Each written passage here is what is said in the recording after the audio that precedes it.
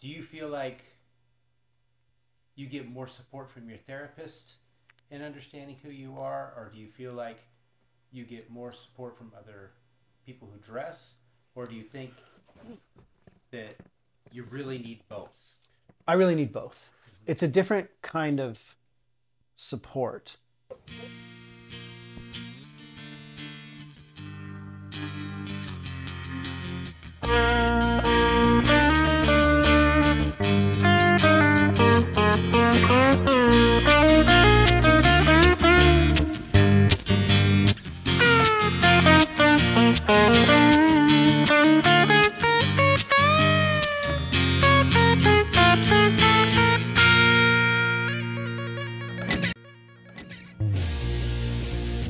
Ilyssa is a force to be reckoned with. On Instagram at Ilyssa Joelle since 2021, her style is casual and comfy to cute and sweet, all the way to hot and sexy. Sit back for her story, her way. Hi, Olive. Oh I'm so happy to be here. Thank you so much for having me. Ooh, whoa. Let's talk about the dress and the shoes real quick. Sure, absolutely. Get that, Daddy. Get that. Oh, absolutely, yes. Where do we get the dress from? The dress is from Lucy in the Sky. You have some diamonds on your And face. oh, these shoes, they're just from Amazon. Oh, But they are look beautiful. like they're $1,000. They look Love it. beautiful. Thank Love you. them. Gorgeous. Go ahead and have a seat. Oh, so how you doing today? I'm doing so great. I am so thrilled to be here. I've watched so many of these, and I'm just excited that I get to be a subject. I like that. So what are we drinking today? We are drinking from New Mexico Zia root beer, which has Paid sponsor? no, Okay. but it has anise, licorice, clove, mint, yucca root, and Madagascar bourbon vanilla. Wow. There you are. Cheers to you. Cheers. Daddy. Mm. It's very different than a normal root beer. That is very good. Different That's flavors, very good. That's a beautiful balance. but I love it. There's just a said not to drink it all. Damn. Really? Is that where we're going? So we're in Phoenix, Mm-hmm. Arizona on our cross-country tour. Let's jump out of the norm. What got you to want to get on our little show here and talk? Well, I have been following you on Instagram for quite some time, and Following you too. yeah, and you said that you were going to start this show, and I thought, well, that's just so fascinating. One of the main reasons I was on Instagram was for peer support, and I really wanted to learn about other people's stories, and this is just such a great way to do that, and to also be able to learn about and then eventually introduce yourself to new people, because I would have seen them on your show. Right. And it's been really great seeing my friends on this show too, because then I can bring up something to them that I learned about them by watching this. And I feel like the more people that can share their stories and share their experiences, the good and the bad, the easier it will be for other people like us who are a few years behind to take those steps forward and have more confidence. That's what I want. I just want it to be. I easier. love it. I love it. So where did Ilyssa start? How did this all begin? What got you interested in pretty women's clothes and style? I remember in kindergarten watching a boy play dress up with the girls, and I thought it looked so fun. And then I heard other boys making fun of that boy, and I thought, I don't want to be made fun of. Right. So I didn't do it. And then I kind of forgot about it. And, like every now and then, like trendy clothes for girls would catch my eye and be like, oh, I wonder what it'd be like to wear that. And then I don't even remember when I first tried on women's clothing, but I do remember, and I'm so embarrassed by this, that this was before I was confident in myself as Ilyssa. But I remember I found one of my sister's old dance costumes in our attic, and I put it on, and I thought it was hilarious. And my mom took a picture, and then she put it in a photo album. And then, like, when I realized what happened, I was so embarrassed. Because it was in the photo album? Because it was in the photo album. Right. And then later on, as an adult, I took the photo and threw it in the garbage. I know, that's like a purge of sorts, which I know. And now I feel like, well, I can own that. Right. And, Yeah. but at the It would be time, kind of cool to see it, you know? Oh my know. goodness. and Beautiful. at the time I was so embarrassed. Right. And eventually I, as many people do, tried on my sister's clothes. And then eventually it kind of died down, and I went to college, and at college I didn't think much about it outside of like, oh, I wonder what it would be like to wear that. And eventually when I started living by myself is when I really got things for myself. And it started with underwear, as I think many people also start with, and Things you can hide. things that are easy to hide. Yeah. Exactly. And I even living by myself, wearing it, I was so scared that somehow somebody would just bust into my door and find out, and I would be ostracized. And I eventually bought some more clothes, and then purged, and then got some more clothes, and then purged, and then let my wife in on it, and got even a couple more things and purged that too. And then eventually I was like, I need to talk about this in therapy. And once I started talking about it in therapy and getting confident in myself, I realized, okay, now I need peer support. Because if I'm going to do this, and I really, really want to, I need peer support. I just figured the best place to get that might be Instagram, but I don't know what to call myself. And Ilyssa Joel, is what my parents would have named me if I had been assigned female at Is birth. that what they told you? Mm-hmm. Oh, wow. So And this I is mean, a I've known this that. is a really significant name. Mm-hmm. And I've known that for a long time. I mean, since I was a little kid, Mm-hmm. you know, that would be like, well, if you were born a girl, you'd be Ilyssa Joel. But that's also And- interesting that they would tell you that. That's Yeah, I mean, that's a but they different told level. my sister the opposite. Oh, If you were okay. born a boy, Right. you'd be, I don't even remember what it was. Do you But like boys' clothes? no. I mean, maybe. So maybe she likes a big sweatshirt, sweatpants every now and then. And so that's really where it came from. And when I really started to develop my own sense of style and how I wanted to dress. How long have you been on Instagram? Is that It'll is be- that your first social media? So Ilyssa? I had Reddit in the Wayback Machine Mm-hmm. when I had the things that I eventually purged. And I would just post headless photos just to like, I don't know, to feel something feminine. Right. And to just like have somebody. But it helped. I mean, it did something. It did. It kind of made me feel like I could at least get some sort of validation. Right. And so I had this Reddit account, and then after a purge, I deleted it, and so I have a new one, and it has nothing to do with my name. And I just figured, well, this is just a secondary Reddit account. I'll just use that. And I posted a couple Ilyssa pics on there, and I was like, well, I kind of guess I can't really change my account now. So it's a goofy reference from The Office, and it's Dwight Schrute Amish. People think I'm Amish. Like, what's it like to be a cross-dresser and be Amish? It's like, I'm not Amish. It's a lot of buttons and zippers. So I realized that Reddit wasn't a place to get peer support. It was a place to get, honestly, kind of empty validation from people that you don't care about. But And you didn't know that. no, I didn't know that at the time. It's something, and you don't understand that there's a difference between getting real support and just getting, oh, you look great. Right, Yeah. and I had to learn that. Right. And that's where Instagram came in. And I realized I need a name. I'm not going to use this goofy name I put on Reddit. I might as well just go with Ilyssa Joel. And eventually I realized that, like, oh, people are actually calling me Ilyssa. And I guess that's my name now. And I've kind of like been back and forth on, was it the right choice to do that? I could have gone with my real name because it's spelled differently. It can be more unisex.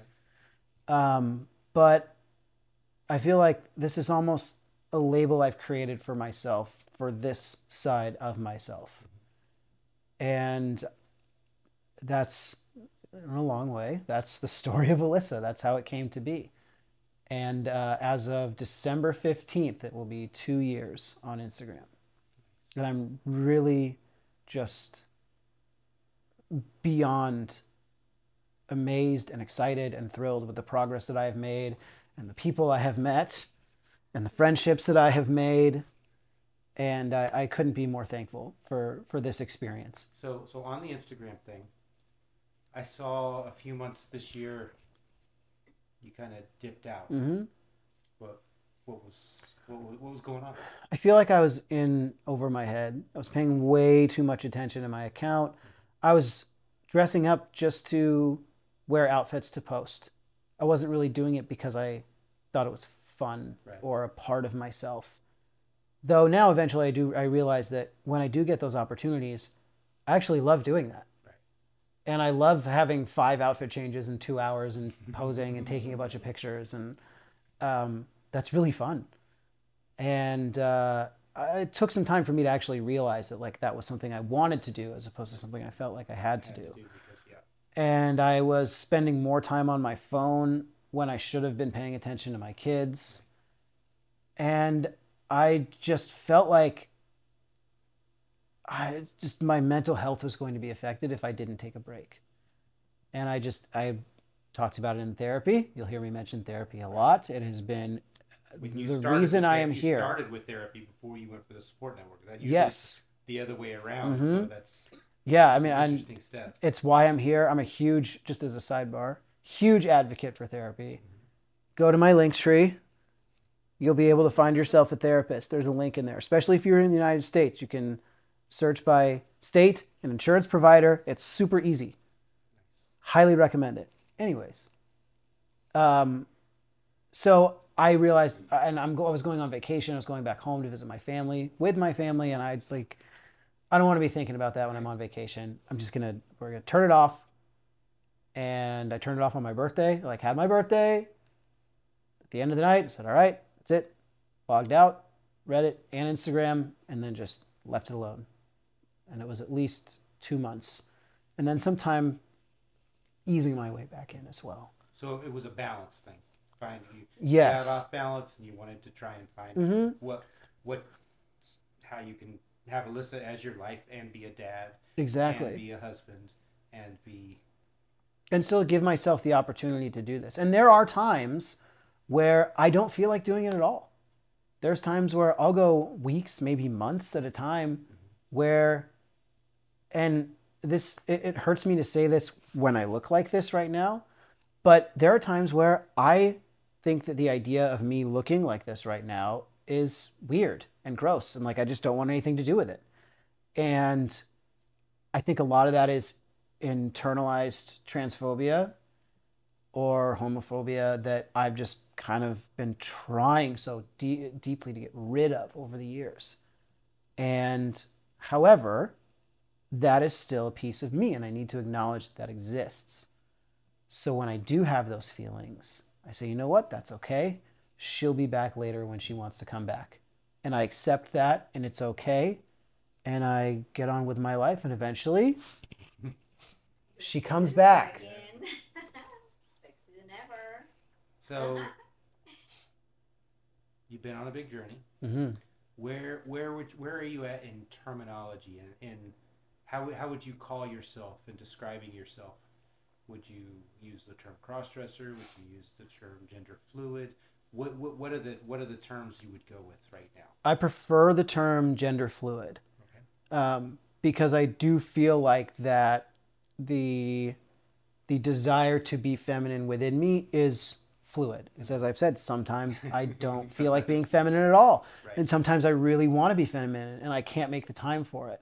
And sometimes I have the time for it and I just don't feel like doing it. And again, that's okay. I can still be this and also not want to be this. Personally, I just don't like the term crossdresser If other people want to use that, I have nothing against it. It just doesn't fit right with how I feel. And I feel like I am definitely in that realm, but I prefer the term gender fluid. Nice. Mm-hmm. So, how has this journey affected how you view sexuality? Has that changed anything at all? So before I opened up about my gender identity, I came out as bisexual. And I came out to, at first, my wife long ago with like, I think I might be bisexual. And then eventually talking about it in therapy, and came out to my close friends and my family. And then eventually I put a post on Facebook on my main guy page and with a picture of me and my family. And I wrote, if you ever thought to yourself, I don't know anybody who's bisexual. You do. And it's me. Happy Pride Month. And that was it. And like, I didn't want to make it a big deal, Right. because it's really not a big deal, because I'm not like, I'm still with my wife. We still love each other just as much, That's the thing people don't if not get. more, because I feel that I've just finally accepted this piece of myself that I was suppressing. And I look back and be like, oh, I had a crush on that guy. That's what that was. It was either like just this feeling that I forced myself to ignore or just pushed down. I was like, don't think about him that way. But I remember like seeing guys and like, ooh, who's that? They look cool. All right. It's like not understanding what Right. that was. So since accepting the bisexuality and accepting the gender fluidity, what I have realized is that my sexuality is fluid as well. When I am in guy mode, I am sexually attracted to women and I get crushes on guys. When I am in girl mode, I am sexually attracted to men and I get crushes on girls. And discovering that has been fascinating. And it's almost like the mindset. Even if I'm like in t-shirt, gym shorts, beard on the couch at the middle of the night, just like chatting with guys on my Ilyssa account, I get into that Ilyssa mindset. Right. And It's not always the presentation. exactly, It's the yeah. mindset. But the especially the feminine presentation usually comes with that mindset. So yeah, that's been a really interesting piece of my psyche to figure out, and it's constantly changing. It's like the percentages of how I feel, and it's fluid. As I said, it's been a wild experience understanding my own sexuality. So you're married. Mm-hmm. You have a family. How does Ilyssa fit into that? I know you make time for it, but how does Ilyssa fit into your everyday life? What are the easy parts? What are the hard parts? So it's something that I do in private. I don't hide it. I just do it in private. It's my thing, and I don't need my wife's help. I don't think she's not like, she's still getting used to it. It's still something that she is working to understand as well. It's not like I said, hey, I'm gender fluid, I'm going to work on this. And she's like, awesome, totally in, let's go. But it's different for her too. It's an adjustment for her. And I've allowed her to talk to her sister and one of her best friends about it, that I'm comfortable with them knowing. And just so she has an outlet as well. Right. If something something bothers her, she wants to talk about something about me with someone else, and she has that. But it's just my thing, and my kids have seen me. I said goodbye to my 5-year-old, not looking like this. I wore something different here.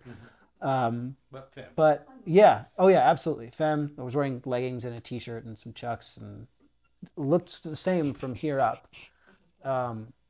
She told me it looked pretty. And we talk a lot with our kids about gender identity, and that you can feel however you want to feel, you can use whatever pronouns you want to use, and you can be whoever you want to be. Just tell us and Right. we'll help you. And this goes right along with that. And I think that showing people that it's okay to be, especially kids who are just always like, okay, yeah, sure. Like showing kids that it's okay to be open about gender identity and change things up, and that it's, yeah, I do this, it's fun. I really like it. And they're like, okay, cool. That sounds great. I'm glad you do. So there are some days, maybe a couple days a year, where I leave the makeup on during the day. Like I'll go out and do a DoorDash shift as Ilyssa, and just like leggings, t-shirt, denim jacket, sneakers. And then I'll come home for dinner. I'll just leave the makeup on and probably just leave the leggings and the shirt on, and then make dinner, and we'll have dinner, and then I'll go back out at night with the makeup and my hair down. And so, when I'm like mingling with the family as Ilyssa, like that's the only reason why. But it's just something I just prefer to keep private, because usually when I do it, I don't have a ton of time, or it's after the kids go to bed, when I can be by myself for an extended period of time and not have to worry about anybody else. Right. I got 2 kids. I can't just do this in the middle of the day. Until they're in school. Then well, will be your time. Yeah. That's where we're at right now. We do most of our stuff when the kids are at school. Yeah. I mean, we'll see. I mean, it'll be a while before that happens, but we'll see. So we hit on the therapy thing. Do you feel like you get more support from your therapist in understanding who you are, or do you feel like you get more support from other people who dress, or do you think that you really need both? I really need both. It's a different kind of support. At first, I needed the validation of my peers. Getting validation from my wife was wonderful. Validation from my therapist was wonderful. But I needed to know that I fit in with this other group of people that are like me. And so getting that was just huge. And I feel like, I'm going to sound so arrogant, and I hate that. I feel like I'm at a point where I don't need validation from others to be confident in myself. Right. And that is just, for me, a humongous accomplishment. That's a huge step for anybody in the human world, to be so not centered on themselves, but have the confidence and understanding of themselves. Absolutely. That they don't have to have that. It's a higher plane. Right. It's what we should all strive for. Well, and like with to your question about the therapist, it's that it's really nice to have somebody who doesn't know me, doesn't know anything else about me other than what I tell them, help me navigate my world. There's no judgment, and it's just a confidence builder. And so going to therapy and talking about my gender identity and my sexuality gave me the confidence to explore it more and be more confident in it, almost like just a boost. If you're trying to climb a fence and someone puts their hand down, you put your foot on their hand and they get you up there. That's what therapy did for me. It gave me that boost. It also gives you terminology, because you're communicating with somebody, so you've got to use the right words, and so you're learning the terminology about who you are. And sharing my experiences with someone who's just there to listen.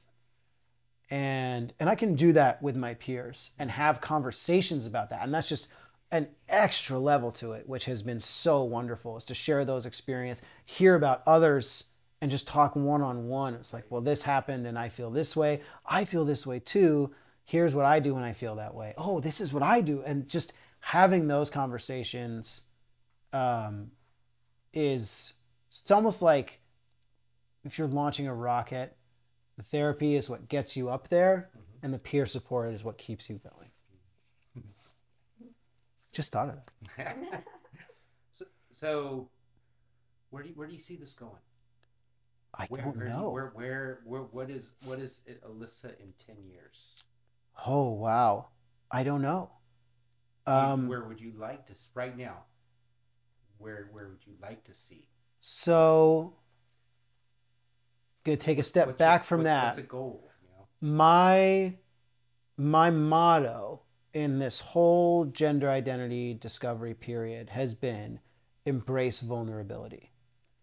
And there's a line in one of my kids' books that says, one step outside of your comfort zone is a good place for a healthy risk. And it's just from my kids' book, and that resonated with me so much. And so this is definitely one of those steps, like really being public with my story and my background and who I am. But I was very excited to do this. So I wouldn't say it was so much outside of my comfort zone, but it was definitely a step forward. Right. It's embracing, this is definitely embracing the vulnerability and being vulnerable and showing people who I am and where I've come from. And I think the next step is to just make an effort to have more outings as Ilyssa, as opposed to just kind of like hoping someone wants to hang out, Right. but actually be the catalyst for that. Major goal is to be a part of a girls' weekend. Would love to do that. Oh, that'd be great. In 10 years, I would like to be out to more people, and it would be nice to be able to be Ilyssa in a social setting with people who I've had to come out to, be that friends or family or whoever. I think it would be, right now, that scares the hell out of me. But I think within the next 10 years, I think that would be something that would be really interesting. And as I know everyone I've talked to has been very accepting, and maybe one day that's that could happen. I'm just like scared thinking about that. What's been the hardest thing about being Ilyssa?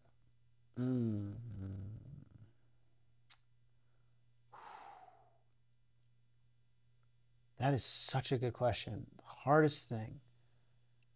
At first, it was getting the confidence to do this and to be this.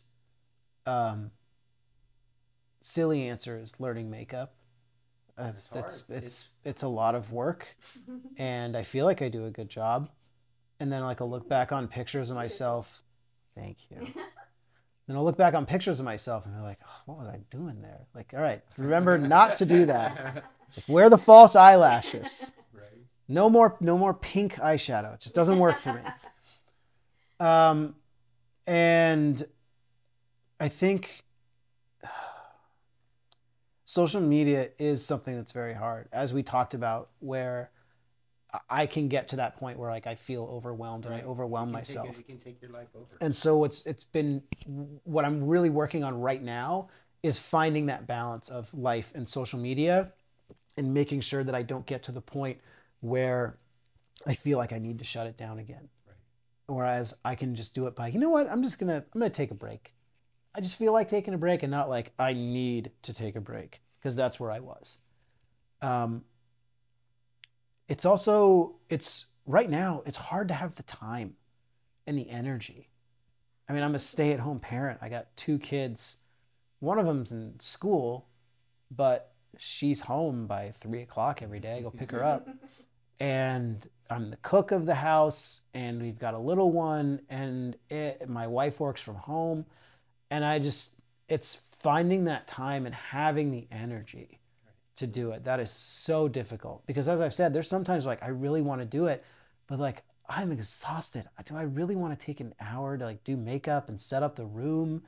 And so I'll let you in on a little secret. You'll see my profile, and it's all the same background. It's the same closet, taking pictures in the same mirror, because we live in a 3-bed, 2-bath apartment. The kids have their own rooms, and we have kids. Our house is messy. Yeah.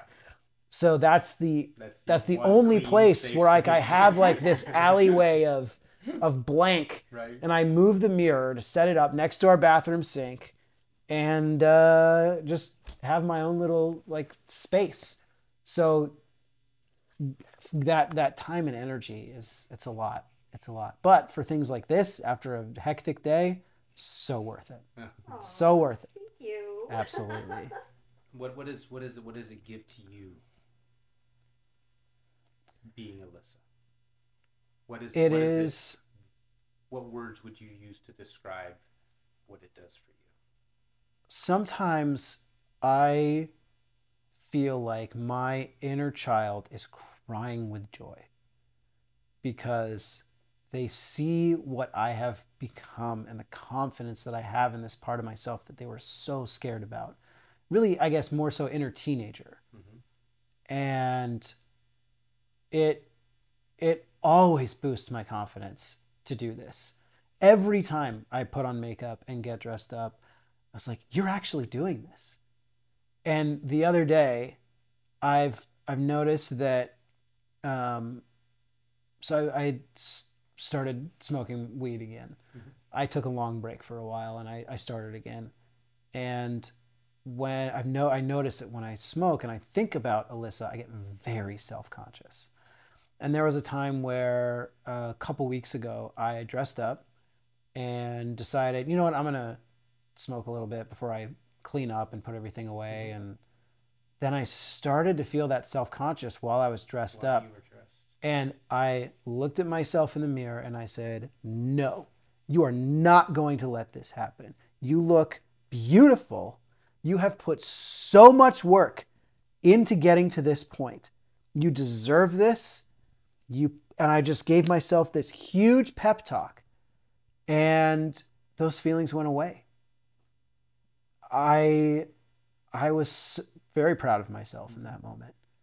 But I had to remind myself, you put in the work to get here. Be confident about who you are. And I was also at the time wearing lingerie. So I was like feeling really fucking sexy. And just that really put things into perspective for me of like, you got yourself here. Right. You got help. Everybody needs help. Nobody can do it on their own. But you have to be the one to be the catalyst to get things started. And I reminded myself, you got yourself here. And you deserve this. You put in the work and you look amazing. Yes, you do. Thank you. And so do you. Oh, thank you. My sexy C's candy worker. 2 polar bear paws, please. Okay, it's my turn now. Ooh. All right. Out of that chair. Hi, everyone. So, you are a young parent. Mm-hmm. We have a couple Sort comments before. You're younger than all of us. And we have a couple comments before that older parents like us, that they're scared of having this talk about their sexuality or what they're dressing up or all these feelings they keep hitting from the kids. So how you start that conversation with young kids like so yours? Truthfully, we started it from birth. Just wanting our children to understand the idea of pronouns and gender identity. And you can feel different than how you look or how other people think you should look. And we have books about pronouns and books that have trans kids in it and explains just in very simple terms, like all a kid needs to know is that this person was born a boy and they want to be a girl. And so they're a girl and their name is Rachel, something like that. So one of our children we're also raising with what's called gender creative parenting. And I'll be honest, I fought real hard against it. And then my wife was like, why don't you look inside and figure out why you're so against this? Yeah. And that really kind of got, honestly, like it's because of that conversation that I really started talking about the idea of Ilyssa in therapy. Oh. So our youngest, we use they, them pronouns. And we're going to allow them eventually to choose their own pronouns, however they would like to go by. We do the same for our oldest. She's chosen she, her. We didn't raise her as gender creative, but we have given her the option, and we've Okay, said, yeah. hey, you have the choice. You can be he, him. You can be they, them. You can be she, her. You can use these neo pronouns that exist, and we have a book that has them in there. It's called a recommendation to those called "What Are Your Words," and it's about a child trying to figure out which words fit them the best.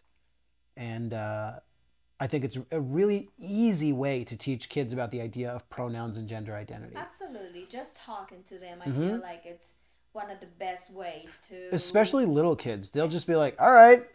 It's very easy. Yeah. That's one of the easiest ways that understand the mind of the kids. I believe that they are like, okay, they will say okay, and then later on, like maybe, and then same day or a week later, they will ask you a random question, and they will just walk away from you, and they are like, oh, and then you are like, oh my gosh, what just happened? But Well, having that conversation to start, like it's so, it. I'm like, I was so beautiful that you start, that so young, and it's so amazing. Well, and the other I day, do applaud that. oh, thank you. Thank you. Yes. And that goes out to my wife too. She's Thank you. she's big with this as well. The other day, my daughter said something along the lines of like, well, what if I feel like a boy sometimes? Like, okay, great. So then sometimes you feel like a boy. She's like, Exactly. but I like being a girl.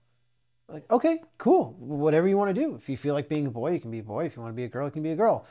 And I think that people sometimes are hesitant to just make it that simple. And they feel like there's so much more to explain, but for little kids, there's really not. Yeah. Do you feel like you want to be a boy or a girl or something in between? Yeah. And usually, about like 3, 4, 5, the kid can answer that question. Absolutely. They have their own, Yeah. like, For about a year, when she was like 3 to 4, she's like, my pronouns are they, them. I'm they, them. And I'd reference her as she, and she'd be like, Dad, they, them. okay, correct it. Yeah, Okay, that's exactly. good.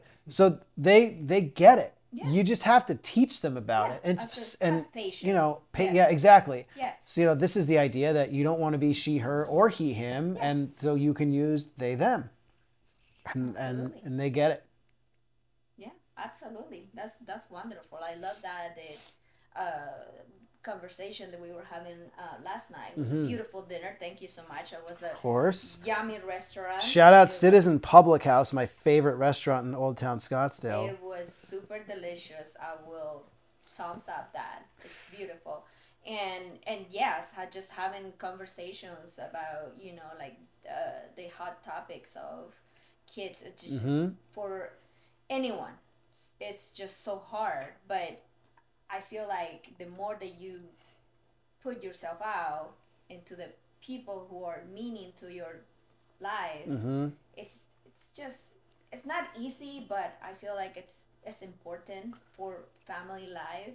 And acceptance from kids, I think, comes a lot easier than most people would expect. Like, especially, again, I just have experience with younger children. Yeah. But from younger kids, it's just like, oh, you're doing this? Okay.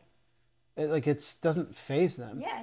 It's more And it's only going to be a problem if you make it a problem. Yeah. If you're like, all right, so negativity Daddy's that going to do comes this out. thing. And if you kind of are putting up a wall as you explain it, then the kid's going to be like, what's going on? But if I just said, hey, Daddy's going to go upstairs, put on some makeup. When I come downstairs, I'm going to be she, her. Yeah. They're like, oh, okay. She might be Just like, to be open. oh, like, so you're going to look pretty? Like, I hope so. But that's wonderful. yeah, I feel just- like that is beautiful what you do, and I will recommend Thank you. to anyone to be open to any type of ideas. Find the It's book. Beautiful. What Yes. are your words? Yes. Any absolutely. great book for any parent. Awesome. And a question for me. Ooh, okay. So you are originally from Honduras, I am, correct? yes. So when you first came to America, what was the number one food you were like, I have to try that? I hated pickles. Just the idea of the pickle, it was like, ew. And I was like, like you see it in the movies, the big stick with the pickle in. Oh, yeah, yeah. So I was like, I don't know if I want to try that or not, but it's just like it's something, like the jumping thing, like you go into the you strap yourself and then you jump. And so I was like, bungee jumping. The bungee jumping. Yeah. I was like, it's something that you need to try once in your life. Sure. Know? And I was like, that's one of the main things that I wanted to try. A pickle. It's a giant pickle on a stick. Was it like a deep? Was it like deep fried, like at a fair? No. It was just a pickle on a stick. It was just a pickle on a stick, I basically. love it. And then, but funny story is that when I got pregnant with the last one, that's the only thing that I wanted to eat. So weird. And but that's one of the main things, pickle and a stick. And I did try it almost a year later in a fair close to one of our bases that we lived before. And it was not fun at all. But, it was one of those things that you need to try it. Exactly. I get it. You see it, you're like, I'm going to try it. It's part of the experience. Absolutely. And then I was like, no, thank you. Okay. But at least you tried. I did try it. I was brave enough to do it, and then I did it, and then I was like, I put it away until I got pregnant, and then, now I cannot live without pickles anywhere. Like, I always have a jar of pickles. But would you eat a pickle on a stick now? I haven't. I have. You know what? That is funny because I have not tried anymore since that time. I only have pickles in a jar now. I haven't tried that. Like the frying part. Do you make your own? That either yet. So hopefully, the next fair somewhere around the world, I can try one. Yeah. So thank you so much. I Absolutely. Thank you. And keep the awesome job that you're doing with your Thank you so much. Kids. Aww. They are amazing. Thank you. Gosh, thank you so much for showing all the pictures. Of course, yeah. Super cute. Aw, thank you. Thank you. Appreciate it to you coming here. Absolutely. I'm so happy to be here. Thank you. So, what would you ask somebody who had a lot of transphobia? I've thought a lot about how I'm going to answer this question. What would you ask them to give you an understanding of how you can talk to them? So I have my rude answer and I have my kind answer. My rude answer is, what the fuck does it matter to you? My kind answer is, why do you think that my presentation changes your life? Why do you think that my choice of clothing to wear changes your life? If you think it's weird, think it's weird. You see people doing weird stuff all the time. And you're like, well, that's weird. And then you keep going. And if you want to look at me and you go, well, that's weird, just keep going. And if you want to talk about it, I would love to talk about it. I would love to tell people why I feel the way I feel, how I feel, what doing this makes me feel like. That's why I'm here. But I think that it's people like that that were raised to think that what we do is bad somehow, and that we're bad people for doing this. Well, it wasn't. Not just that they're raised that way, because I wasn't raised that way, but the environment I was in, the societal aspect of it, still overshadowed however I was raised by my mom and dad. There's kind of a stigma with it. Yeah. And I talked to my parents a lot about that when I came out to them. And I was like, there were just little moments here and there that really stuck with me because I had these feelings when I was a kid. And if you ever, there were times where, I told my mom this and she just feels horrible that she ever did it. So just letting everybody know, my mom feels awful about this. I remember one time being on a school trip. It was like a class group project. It was me and two girls in my class, and my mom took us to the city in Washington that we were doing a report on. And we saw a trans woman. And my mom pointed her out as like "Ooh, look at that." And that really stuck with me. And that kind of put that idea, was like, well, probably shouldn't tell my mom how I feel. And I think that's just it's, as you said, it's a societal thing. And so that really hurt me to hear that. Like, well, who cares? They're just living their life, who they want to be. Right. They are being the most pure version of themselves. That is who they want to be. And I think pointing out that aspect is that I am being exactly who I want to be in this moment right now. Are you? And I saw a great TikTok of a guy looking at him. You would think, well, that's a transphobe. And he's got overalls and a plaid shirt and a trucker hat on. And he's like, if these trans women want to dress up in fancy dresses and wear makeup and high heels, well, that's great. I want to wear overalls and a trucker hat. Well, that's great. Wear whatever you want. Like, yes. Awesome, yes. Yes, guy. Yeah. Absolutely. So I think that showing and telling, to go back to the original question, telling that person, I feel like I'm being my most authentic self. And I've worked hard to get to this place. And I would love to answer any of your questions. And I think that in those moments, restraint and calm need to be the main things at the top of my mind. Because you get angry or you lash out, and they're going to think, well, everyone on the trans umbrella is like that. The same reaction. Yeah. Yes.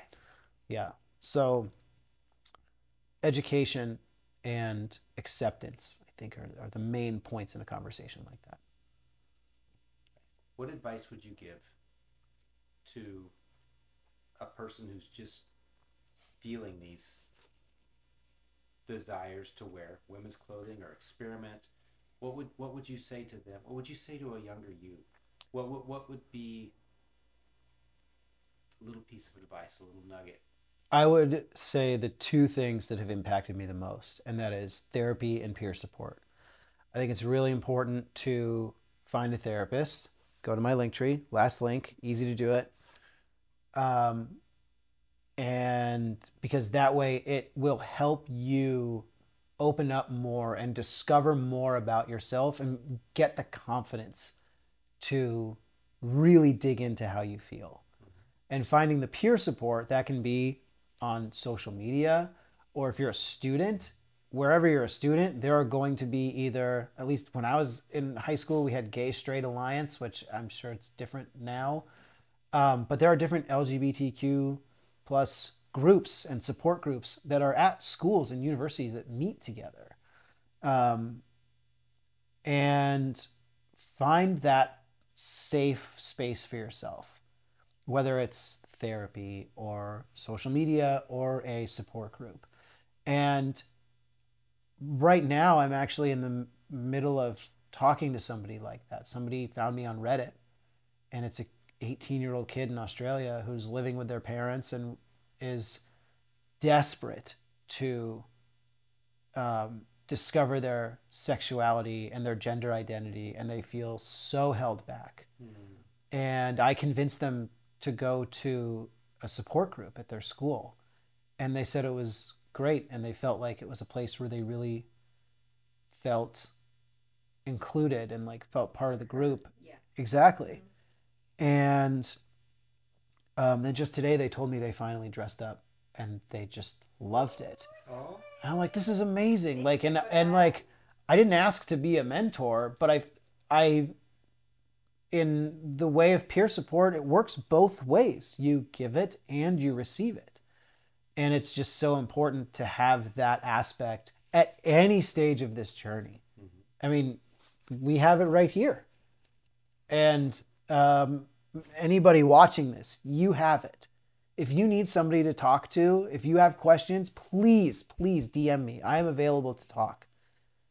Mention that you saw this video, I will talk to you. and I can give you ideas and help you. I enjoy doing that because I know that when I was in that position, I needed it so desperately. We all do at some point. Mm-hmm. We all do. All right, so one question for me. Yes. Well, my original question for you was going to be having nothing to do with this. Okay. So maybe I'll do two. But my original question for you was I want to know, and I'll share mine as well, your 3 bucket list vacations. Something that you have not done before that you need to do before you die. Vacations. Well, I am married to Not true. that cute little thing over there, and we've got a kind of a list going. Okay. My first one, my contribution, and she goes along with it, is Australia. Okay. As a kid, that's all I ever wanted to do was just go there. I love the desert. I love harsh. You're in the right world. place. I love that stuff, and I want to go there and explore and see all the beautiful cities in the south, and see all the crazy nothingness up north. I want to see that other world that's there. Sure. More from her side. I've been there once, but I did not do anything I should have done. Is Japan. Okay. Somebody loves Anime. and all that kind of fun stuff. Manga, BL, all of it. Japan's on my list too, but for a completely different reason. Baseball. Ooh, Baseball that's a big in thing Japan there. is like soccer in England. The way that the crowd participates in the game. And I'm just such a huge baseball fan in general. And Japan is the second best league in the world behind the major leagues. And so that's number 1 on my list. Nice. So what's your number 3? Our number 3. Now we have been to Europe before, and I've been to the UK before, but we want to do Europe, UK, Scandinavia, maybe Iceland, but we want to meet all the dressers over there. Yes. All the people from our community. Exactly. There's Yeah. so many. I know. I follow my some of God. them. Yeah. And we want to do a big trip over there and just see everybody and That would be do so some wonderful. interviews and just Yeah. have fun. That sounds so great. So Our hope is late next year. Ooh. Maybe the year after. We'll see. Okay. Prior military, so we get the free flights. Nice. So yeah, number 1 for me is baseball in Japan. That's a dream. Number 2 would be to be able to spend a week in a mountain town snowboarding. I've done weekends. I've done day trips. would you want it to be here in the U.S. or maybe somewhere else? Honestly, anywhere. Okay. It could be I grew up going to a place called Snoqualmie Pass. It was 45 minutes from Seattle. There's places to stay up there. It's not a big mountain. It's more wide than it is tall. But just to be able to be in that area, I would want to be in like a town like Breckenridge, which is where I've been. But like to be in like a ski town for a whole week, go snowboarding whenever I felt like it. That would be a dream vacation. I mean, I could go solo. Like my wife doesn't snowboard. Like I'll bring a friend. How dare you live for behind? I know. She'd go to Japan though, for sure. Yeah. And then I think my third, I know my wife would really want to go back to Italy. She studied abroad in Rome. And so I've never been to Europe. So any sort of like Euro trip would be amazing. Yes. Yeah. Yes. It's a blast. Yeah, just like going to like 6 different countries over the course of 2 weeks or something like that. I would That's- love to do that. Yeah. Yeah. Started Backpacking in with Germany, ended up down in Rome, went to Amsterdam. It was just a blast. So my other question for you, I thought of on the way here. Are you ever going to have somebody interview you through this process? I just did an interview online, but it's written. But through this process, I've thought about it. I don't know. You've got somebody to interview you. Oh no! Oh, we, no. we are not saying no to the idea. We always open to different, Right. concepts and all the other, you know, whatever you feel like talking, this is the place to put all your ideas out, and you know, or give us advice of how can we do this better, because we are not experts. Sure. We are not like, oh, we have done this for 1,000 years. No, we just started this. So You have a very professional looking setup, though, I will say. Thank you. We trying to put this as a safe place that you can just feel yourself and feel like you are not pressured to do this. It's more like you are just being happy to share, you know, all the little beautiful things that you just have share with us in this moment. So that's basically, we're not saying no, more like. Well, the idea is that I give the question at the end, so everybody gets a little piece of it. Sure. So everybody can do a little bit. I've heard you talk a lot about your past too. Right. And I talk, you know, I talk during the interview. And sure, stuff like of course, that. yeah. But I'd be open to it. I mean, I don't know. Nothing's set up. This is our first year. We're almost done with the year of doing these, and I'm going to look at the format, and we'll see what I think could change and what could not. I mean, we've just brought her in the past 4. Yeah, I've noticed. Yeah, I've seen some of the old ones. What I really want to do, and this is going to be really hard because this is a big step. I want to interview wives because that would be really fascinating. Because they can give their perspectives, and I think that will have a huge impact on other wives. Because we're getting better at communicating, we're getting better at having our support groups, but the wives, the spouses, the other people, that's not there. And it's hard for them to find that too. It's yes, because So and I think that would be a huge thing if we could do it, but it's really hard to find women that are that confident. I know there's a subreddit called My Partner is Trans, but I'm not really sure that applies so much to like a husband who is afraid to tell his wife that he wears dresses for fun type of person. Yeah. Well, you start talking about how it feels to have, you've been married for 5 years and your husband finally tells you that they're a dresser, or maybe they brought it up before you got married. Just all those different aspects that these people are running into and having to deal with that I can't necessarily speak to because I didn't take that route. I love that I idea. Can't help that, and I just want to I'd love to get those voices out there of the wives. So just if there's any wives out there who would love to, DM, we'll set it up. But that's my goal. My goal for the next year is to get a couple wives. I've seen the Crossdresser's Wife. Oh yeah, I'm going to hit her up. Yeah, for sure. She seems like the number one person to get on. I wanted to get a year under my belt before I start asking the higher echelons. Sure, sure, exactly. Because this has all been voluntary. I haven't gone to anybody and said, "Hey, would you please do an interview?" This is all people that want to talk. Which is so great. This is it's so great. You have such a huge catalog of people that have wanted to talk to you. It's been wonderful. Yeah. If we could travel more, we would have 25 or 30 of these. Yes. But we have lives, so. Well, I appreciate you including me in this. Thank you. Thank you so much for coming. Thank you Absolutely. for sharing with us. wonderful. This has been great. Thank you.